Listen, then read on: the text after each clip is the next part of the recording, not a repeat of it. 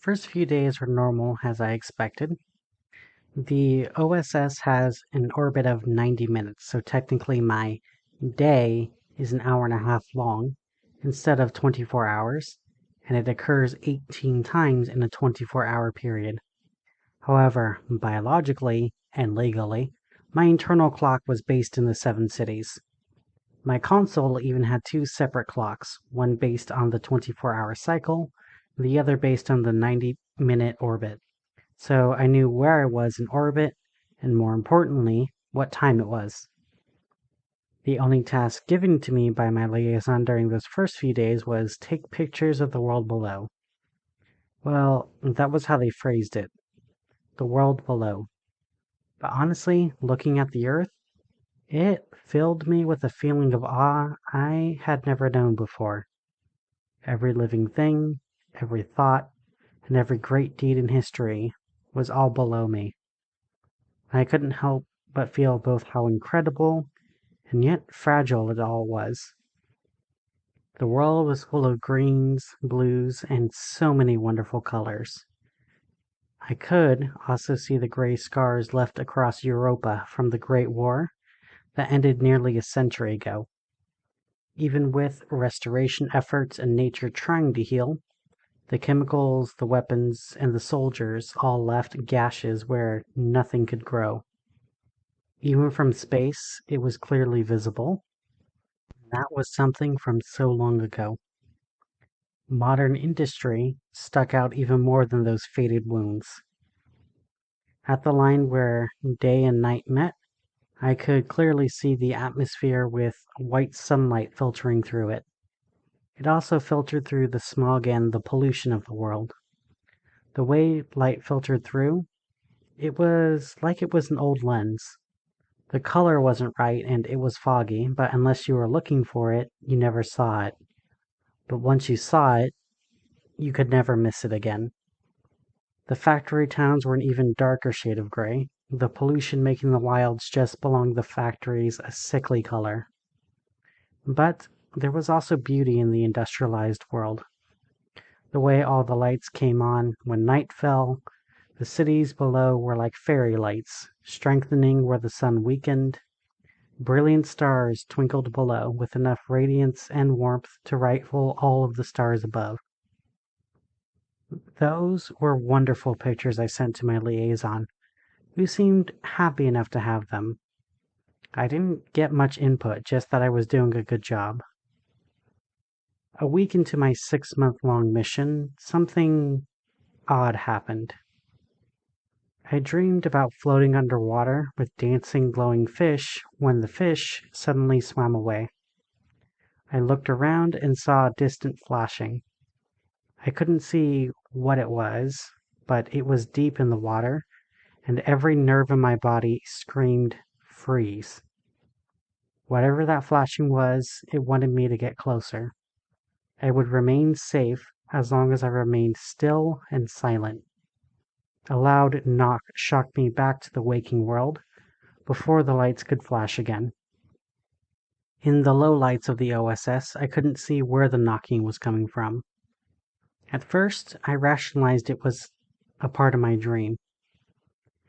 But then I heard the knock again. It rang throughout the entire OSS and it made everything in the station vibrate. I was worried that something impacted the OSS, but none of the alarms were going off. Still, I unstrapped myself from my sleeping bag and drifted over to the console. No damage was detected and no alarms were going off. So instead, I flipped through the external cameras, and after a few tries, I found what I was looking for. I wish I didn't. Secured to the OSS by grabbing a handle near the airlock was another astronaut. They lifted their hand to the airlock as they knocked on it, creating another loud ring throughout the OSS as their fist collided with the metal. I saw their name tag on their arm, so I adjusted the zoom on the camera to get a closer look at the name, and my heart stopped and my breath froze when I saw it. Samuel Lastaname was the name on the patch. My name. Whoever that was outside, wore my suit. I glanced over to where my suit was stored. It was still there, so who was outside and how did they get a suit just like mine? I glanced back at the camera and felt my heart thump like an angry rabbit when I saw what was on the screen. The mysterious astronaut turned to face the camera.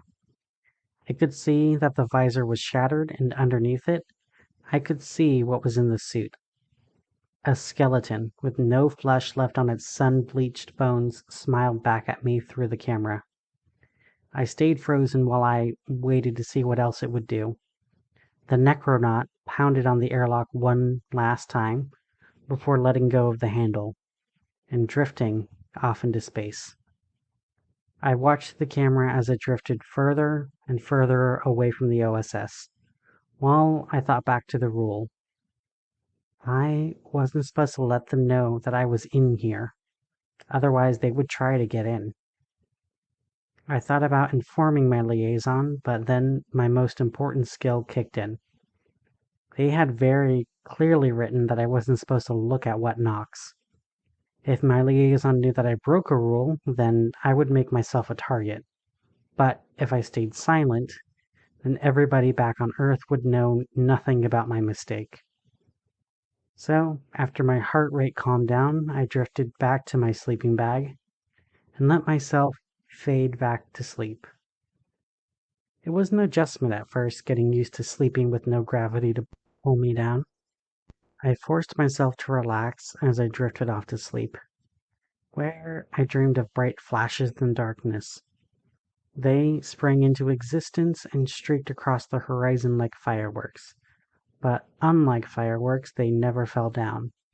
They rose and flew until they faded only to appear again elsewhere. When I woke up, I already had half a dozen emails from my liaison. They were all repeats of the same email sent once every 30 minutes for the last 3 hours. We believe Rule 13 will be in effect today. Be prepared to view the event from 0800 to 0930. And thankfully, as a reminder, my liaison included the rule for my convenience, but I still had it memorized. Rule 13. If the planet below changes, record it on all cameras regardless of the color of the moon and or moons, and turn off the radio during the event. Ground control will be unreachable. Take plenty of pictures too and send them all to your liaison after the planet returns to normal. The planet should return back to normal after one full orbit. I checked my time. It was just 06:45 now. So I quickly went through all of my checks. The cameras were all on and operational. Most of them faced the planet below. A few others were pointed out towards the moon and to where the stars were. I even had the record button ready while I waited for the event to start. It was 07:58 when I finished my preparations. I stared down at the clock, waiting for it to hit 0800, my hands shaking while I waited for the planet to change. I wasn't sure what to expect. Would it just change a little bit, and I would have to strain to see small differences in the lights and shadows below? Or maybe the entire planet would be replaced, and then I would be looking down at a bustling alien world. I waited impatiently, barely breathing as the clock finally ticked over from 07:59 to 0800. I pressed record and turned off my radio as I closed the clock and opened the camera, looking down at the planet. Whatever was supposed to happen, I didn't see it. The planet looked the same underneath the sunlight. The continents were all there, the rivers still flowed, and the oceans were still blue.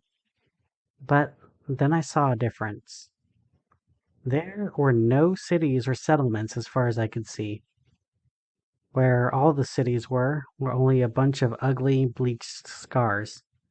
It resembled the poisoned land from the Great War, but on a much, much larger scale. Thousands of acres of lifeless land stood where all the cities were. But the air was nothing like the land. The air was clear and clean. I never imagined it would get so clear.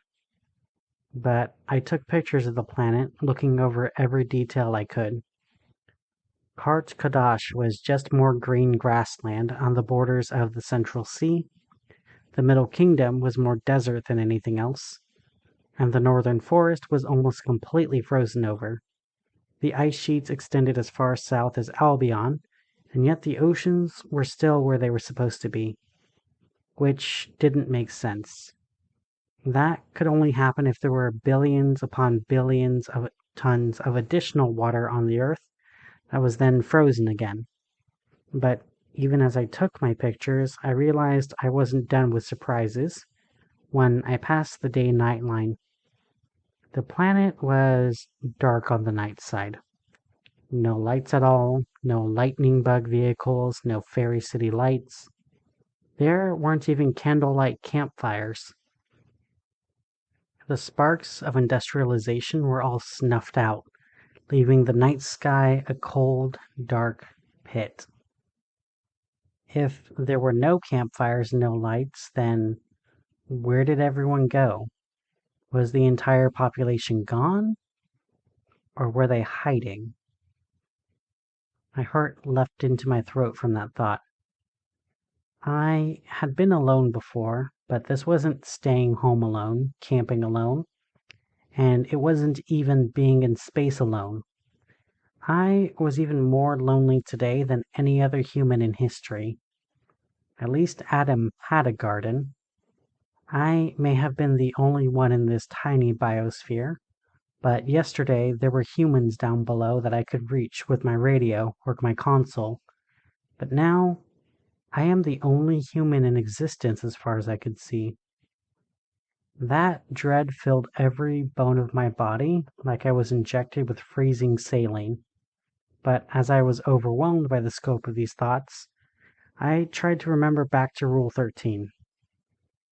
It said the planet would go back to normal in just 90 minutes. I glanced down at the dark planet and took another photo, just as another anxious thought invaded my state of mind. What if the rule was wrong? I shook my head and let my most important skill take over. Remain silent. I focused on those two words and nothing else. Remain silent. After nearly a minute of mental silence, I let my thoughts work again. All I had to do was follow the rules. I will follow them and trust them to get me home. If they couldn't get me home, then I can figure it out then. But otherwise, I will have to assume that the rules knew what they were talking about. I could panic when the crisis is over. If I panic during the crisis, then it would never be over. Another helpful skill for my family. After I took a cleansing breath, I checked the cameras on the OSS, and then I saw something else that dropped my weightless heart. Beyond the moon, there were no stars. I don't mean that it was dark. I mean that there were no stars, no galaxies, no light, nothing beyond the moon. One of the enduring constants of the OSS is the fact I could see stars and even the galaxy. Universal lighthouses that told me where I was in the universe. But now, they were all gone, with the exception of Sol in his eternal glory. I watched the cameras that watched the space beyond the moon, as I tried to see just one thing beyond the moon. But it was all just void and darkness beyond the white moon. And as much as I didn't want to, I glanced towards the moon, just to have something to look at other than empty darkness. Luna's face was familiar and unchanged. Her many seas and deserts were pale and familiar as I listed the mares I could remember. As I got to Mare Imbrium, I saw something else on her surface. I could see the glint of steel piercing her face. The bases from the League of Nations. I focused the camera on the Imbrium base, but the camera wasn't strong enough to see any details. But I could see steel on the moon. And if there was steel on the moon, then there was a base on the moon. And if there was a base on the moon, then there had to be people there, right? But then I saw the glint of something beyond Luna's reach. I focused the camera beyond the moon to see what glinted. And after a moment, and my angle changed, I saw what reflected Sol's rays. The space beyond was not dark because there was nothing beyond, but because there was a superstructure beyond the orbit of the moon. As far as I could see in every direction, there were dark solar panels held together by massive steel connectors. Each panel was many times the size of the planet, and the connectors were longer than the planet was round. The inner solar system was inside of a giant celestial sphere, every panel harvesting every photon of energy from Sol. My hands shook when I thought about everything that was required for the celestial sphere. A single connector had more steel than could be harvested from the entire planet.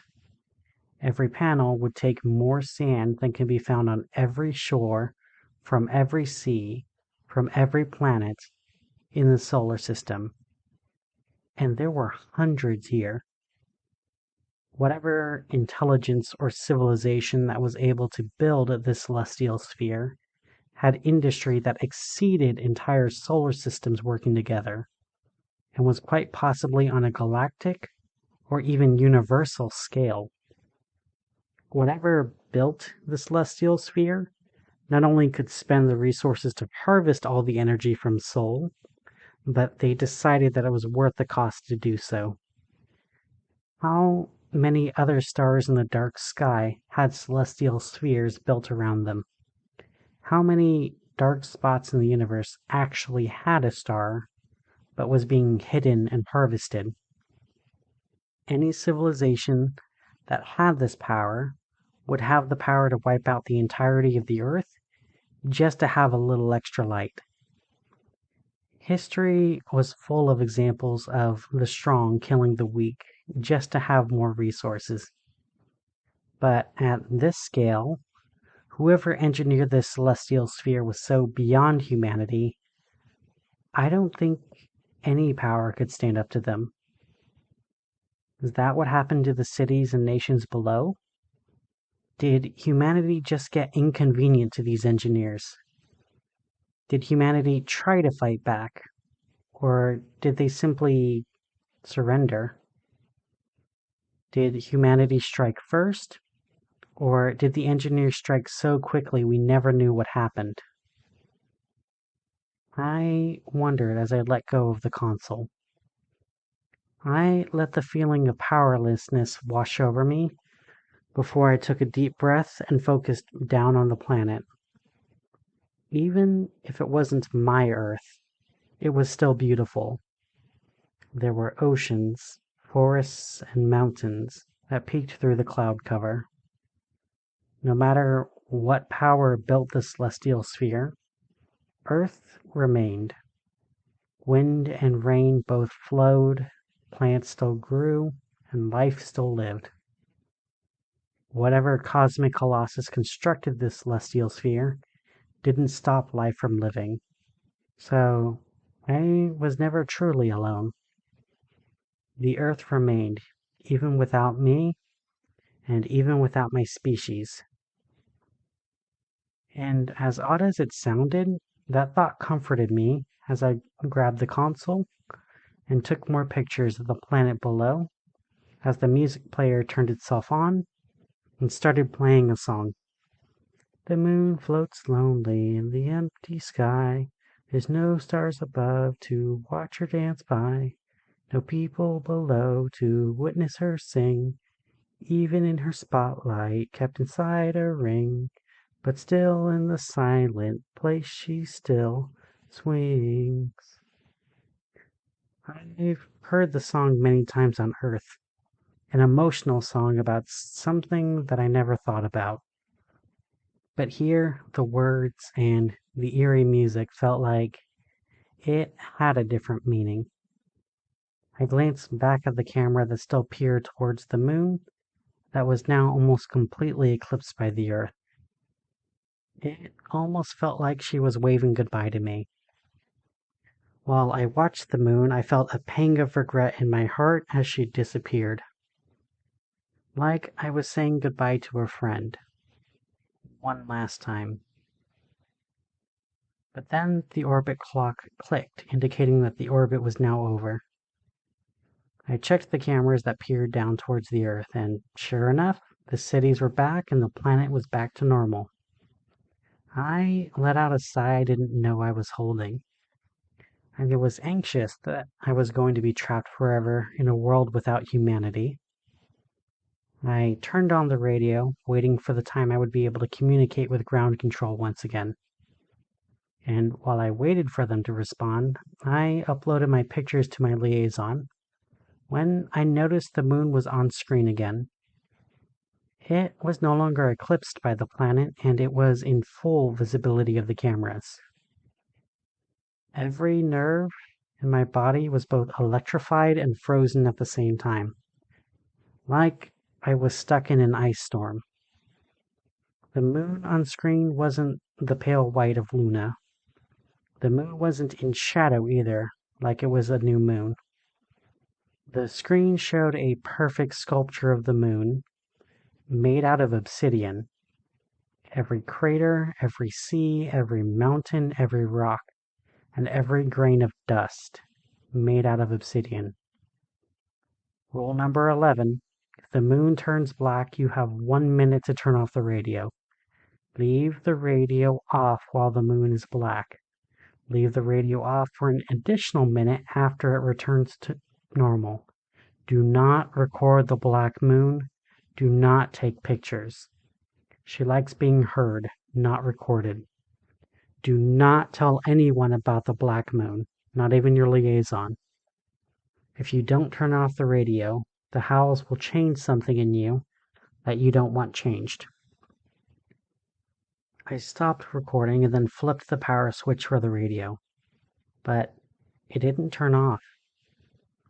I flipped the switch again, on and off, but the radio still didn't turn off. Feeling panic in my throat, I tried muting the radio, turning it down. Something, anything to keep sound from coming through the radio. But none of it worked. Somehow I was locked out of the radio. I looked around the room for something to keep the sound from the radio from reaching me. Maybe I could get into my extravehicular activity suit and wait on the outside of the OSS while the moon returned to normal. No, I couldn't get into my suit and get out of here in time. Maybe I could use the sleeping bag to cover the radio to muffle the sound? No, it may still get out, but then I saw the airlock and an idea occurred to me. I drifted quickly over to the airlock between the OSS and Hera 1. I quickly pulled the lever and drifted into the airlock, just as sound started to play on the radio. It only played for a second while the airlock was closing, but in that second I heard a howl.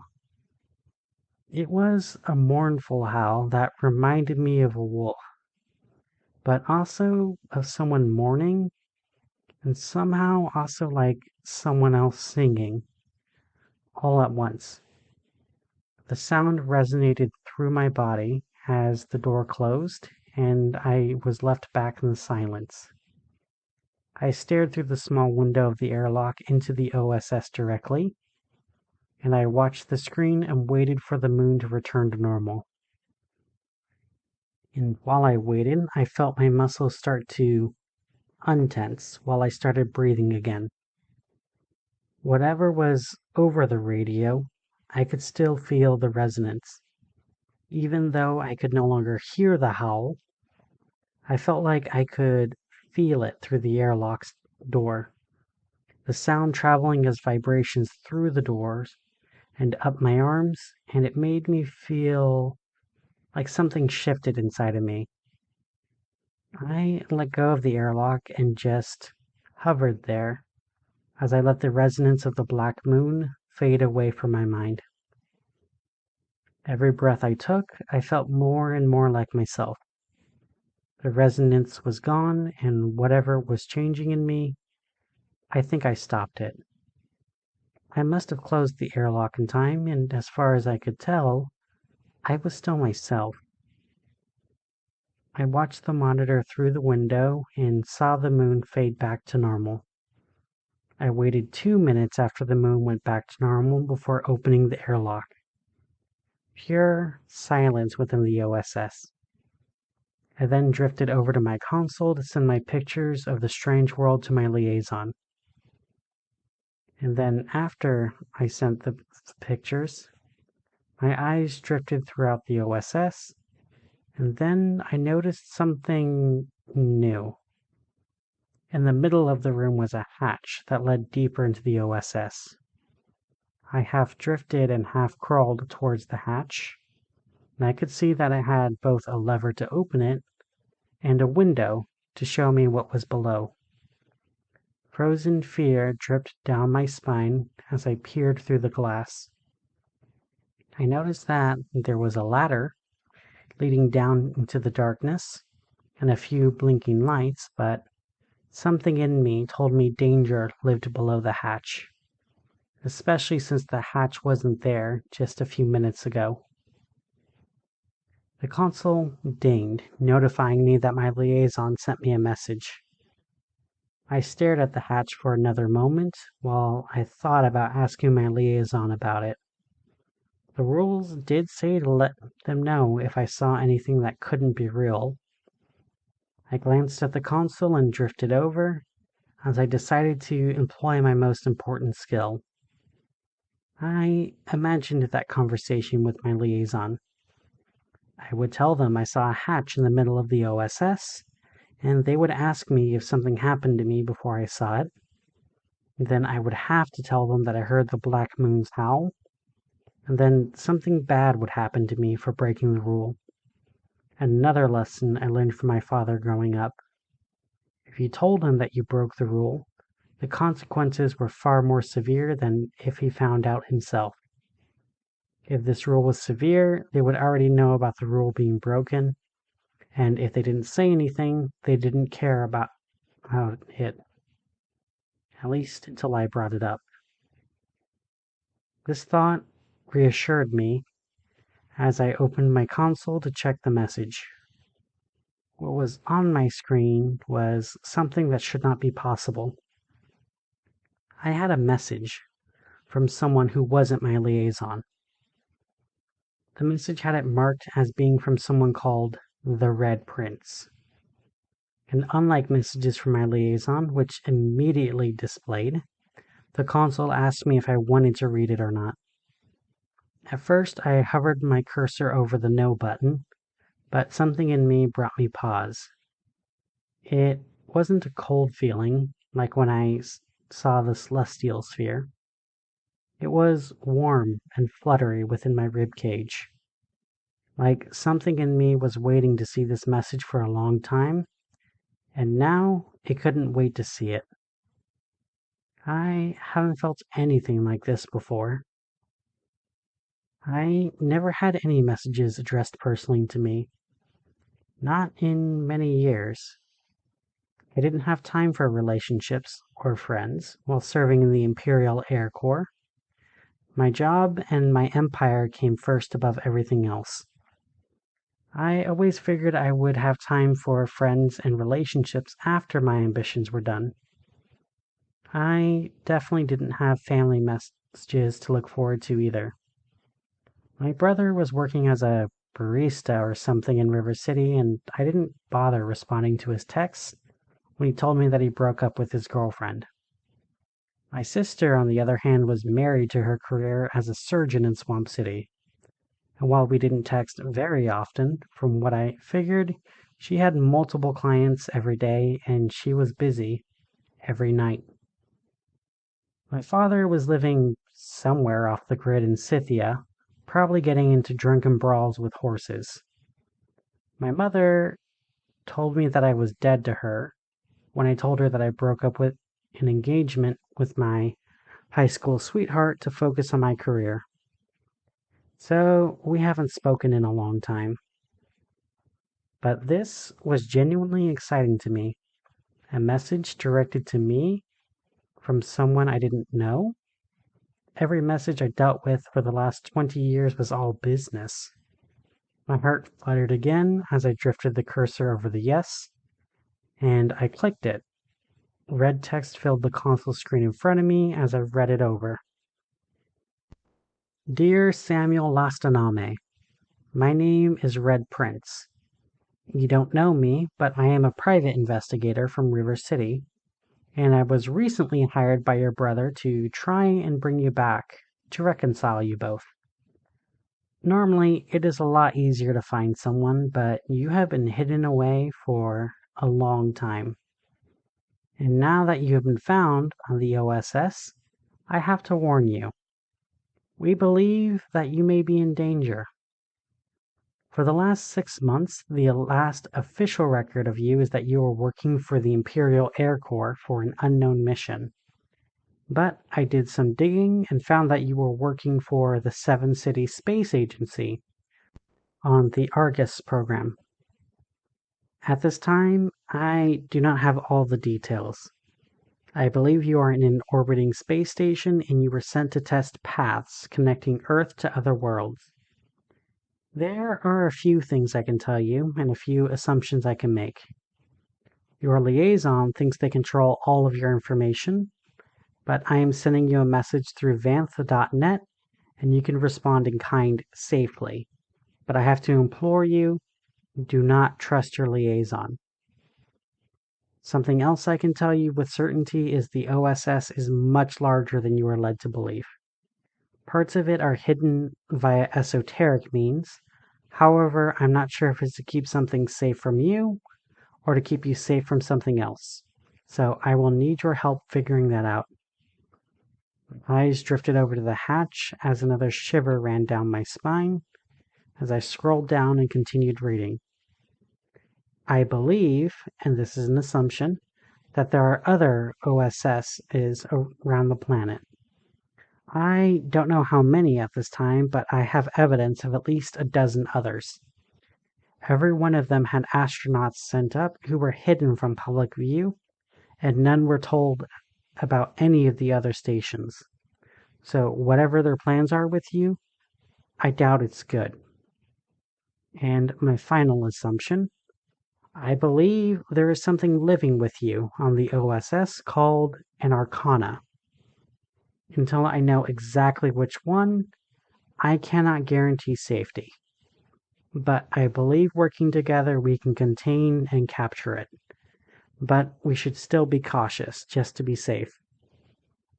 I know you don't have any reason to trust me. You're probably thinking about turning me into your liaison, who would tell you I am a hallucination, and then I can expect a knock on my door around 3 a.m., and then I would not be a bother to anyone ever again. But I do have a few reasons for you to trust me.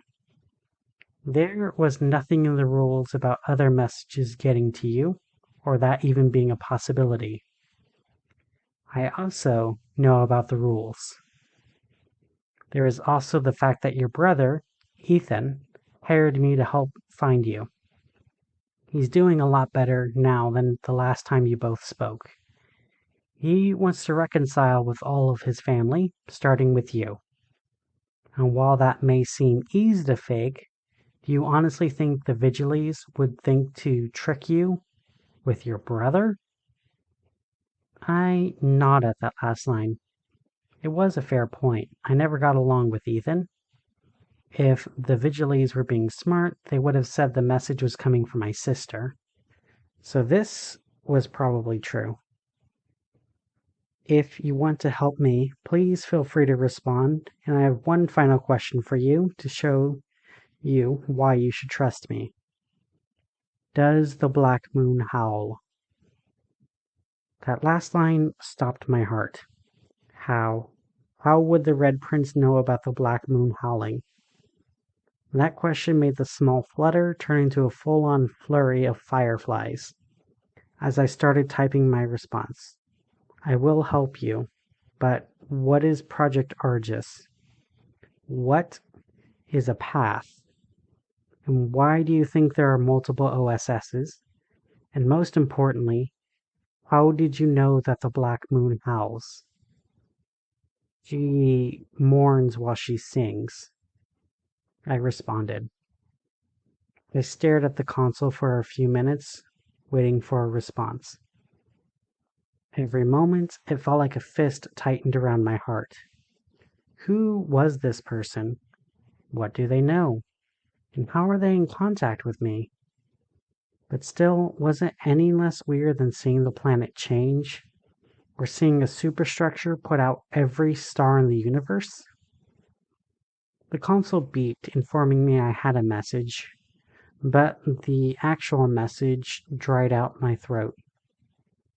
The message was from my liaison. Rule 13 will be in effect beginning the next orbit. I turned to check the orbit clock, which just flipped from 89 minutes to 90.